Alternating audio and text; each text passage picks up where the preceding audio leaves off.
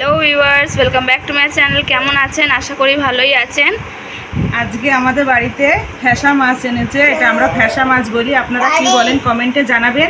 আর এই ফ্যাসা মাছটা আমি আলু ফুলকপি দিয়ে ঝোল করব, আপনাদের দেখাবো। এটা কি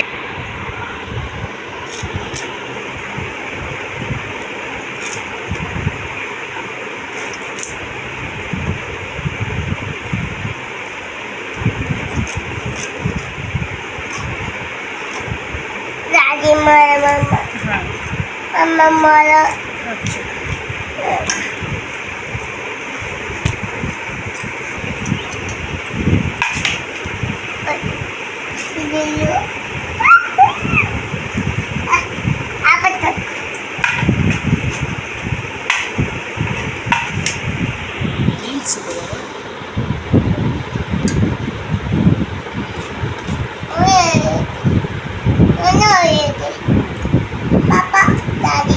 একে একে মাছগুলো এবার কেটে নেবো এভাবে।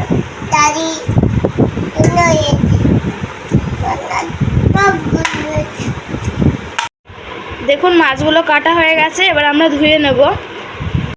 মাছ ধোয়া হয়ে গেছে, নুন হলুদ মাখিয়ে নিয়েছি। ফ্যাসা মাছ হবে আলু ফুলকপি দিয়ে ঝোল। দেখতেই পাচ্ছেন বন্ধুরা, তেল গরম হয়ে গেছে। এবার একে একে মাছগুলো দিয়ে দেবো।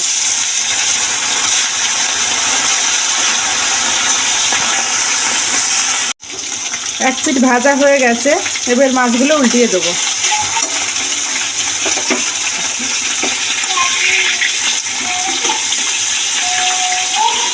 হ্যাঁ, মাছগুলো ভাজা হয়ে গেছে, এবার তুলে নেবো।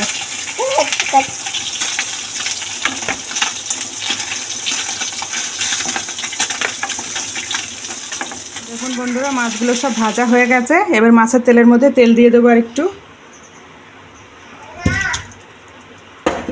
দিয়ে ফোড়ন করে নেব। জিরে দেবো,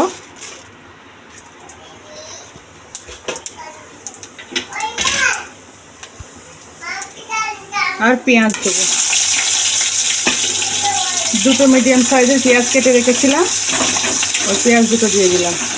এবার এই তেলের মধ্যে দিয়ে দেবো আলু ফুলকপি, ভাজা হয়ে যাবে আর পেঁয়াজটাও হয়ে যাবে। আমি একসাথে বসিয়ে দেবো, তারপরে মশলা দিয়ে দেবো। দিয়ে দিলাম আলু ফুলকপি।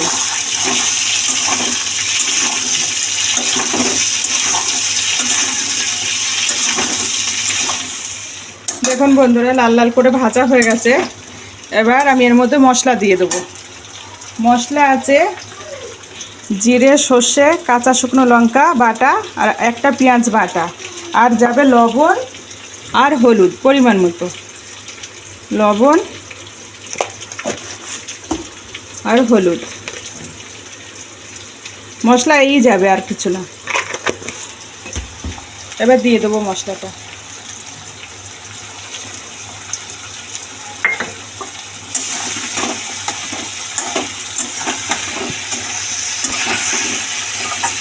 বেশি সর্ষে দিলে বেশি তো কষানো যায় না, খানিকটা কষিয়ে পানি দিয়ে দেবো। আর দিয়ে দেবো টমেটো, একটা বড় সাইজের টমেটো কেটে রেখেছি ছোট ছোট করে, ওটা দিয়ে দেবো।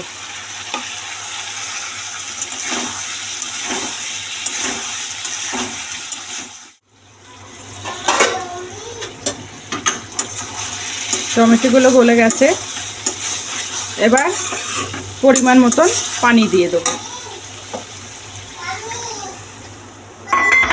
আর একটু দেবো।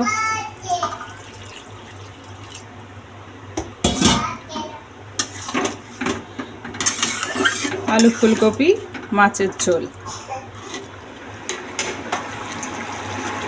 দেখুন বন্ধুরা, ভালো করে ফুটে গেছে, পুরো আলু সিদ্ধ হয়ে গেছে। এবার মাছগুলো দিয়ে দেবো।